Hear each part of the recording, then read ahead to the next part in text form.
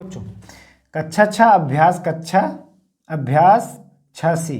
ठीक, rule number 1 नियम 1 क्या कह रहा है, एक पदी, द्विपदी और त्रिपदी का पहचान कैसे करना है। ठीक, एक पदी मतलब कहलाता है वह बीजी व्यंजक जिसमें केवल एक पद हो, वह बीजी व्यंजक जिसमें केवल एक पद हो, एक पदी व्यंजक कहलाता है। जैसे 5x 6y।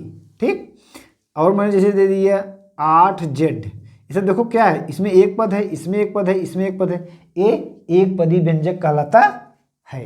ठीक, हाँ देखो बच्चों, अब दे दिया है द्विपद। द्विपद कहते हैं वह व्यंजक जिसमें केवल दो पद हो और असमान पद हो। ठीक, जिसमें केवल दो पद हो और लेकिन असमान पद हो। जैसे 5x धन 3m। ठीक, देखो दोनों क्या है, असमान पद हैं और दो पद हैं, इसे द्विपद कहा जाता है। जैसे मैंने दे दिए 6y और धन 5z। ठीक, इसमें देखो दो पद हैं लेकिन दोनों असमान होना चाहिए, तभी द्विपद कहलाता है। देखो बच्चों, अब आ गया है त्रिपद। त्रिपद का बात हो रहा है तो हम लिख सकते हैं इसमें मतलब तीन पद होने चाहिए, तीनों अलग अलग होने चाहिए। जैसे x घाते 2 प्लस 2xhy। ठीक, धन y स्क्वायर। ठीक, ये क्या कहलाता है, तीन पद है, तीनों अलग अलग है, इसे त्रिपद हम कह सकते हैं, कहते हैं। जैसे और लिख सकते हैं z घाते 2 प्लस 3 xy धन, उसके बाद लिख सकते हैं k घाते 2। ये देखो त्रिपद का, तीनों अलग अलग पद हैं, त्रिपद कहलाता है। हाँ देखो बच्चों, पर सवाल पूछ गए निम्नलिखित व्यंजकों में पदों की संख्या बताइए। कह रहा है इसमें पदों की संख्या बताइए। देखो इसमें देखो 13x, इसमें क्या है, एक पदी। ये क्या कहलाएगा, एक पदी कहलाता है, एक पदी है। ये क्या है, देखो दोनों अलग अलग है, ये कहलाएगा द्विपदी। ठीक, एक कौन सा पदी है, द्विपदी। अब तीसरा देखो, इसमें देखो x घाते 2 bx धन c। देखो तीनों अलग अलग है, इसमें a है तो इसमें b, इसमें c है, तो ये क्या कहलाएगा, त्रिपदी। ये क्या है, त्रिपदी। ये कौन सा है, देखो इसमें दोनों अलग अलग है, 3x और -5z, ये क्या है, द्विपदी। ठीक, यही हो जाएगा आंसर।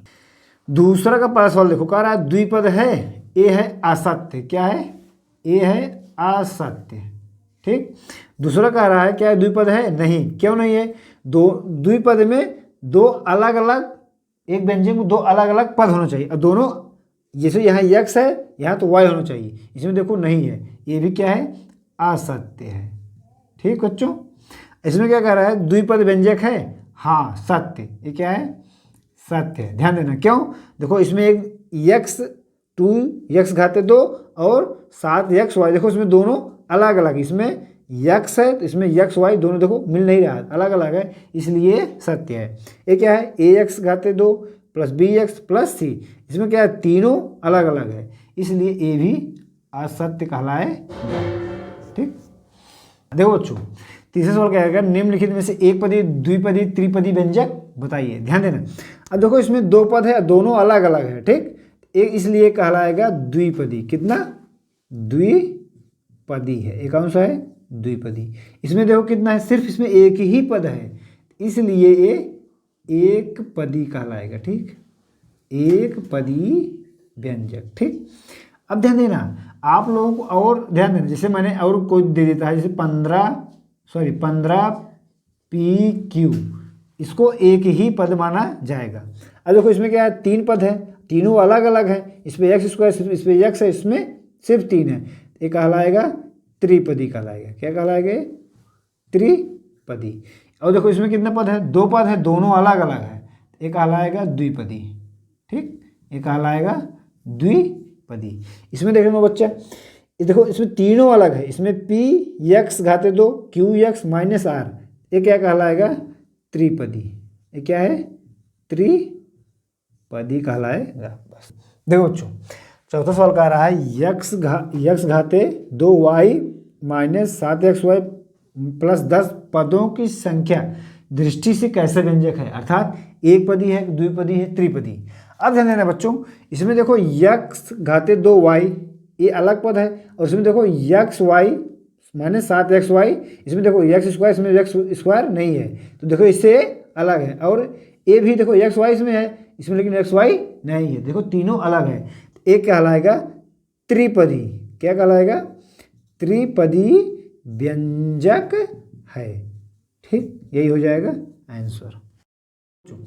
नसरीन के पास 3x आम है, उसने 2y आम अपनी बहन रबीना को दे दिए, तो ज्ञात कीजिए। ठीक, अब देखो उसके पास कितने आम थे? 3x।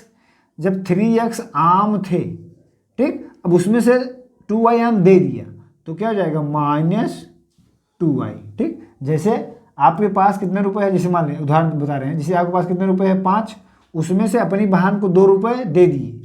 कितने रुपए दे दिए? देखो माइनस होगा कि नहीं, 5 में से -2 घट जाएगा, तभी पता चलेगा हमारा कितना रुपए बचा है। ठीक, उसी प्रकार ये भी है।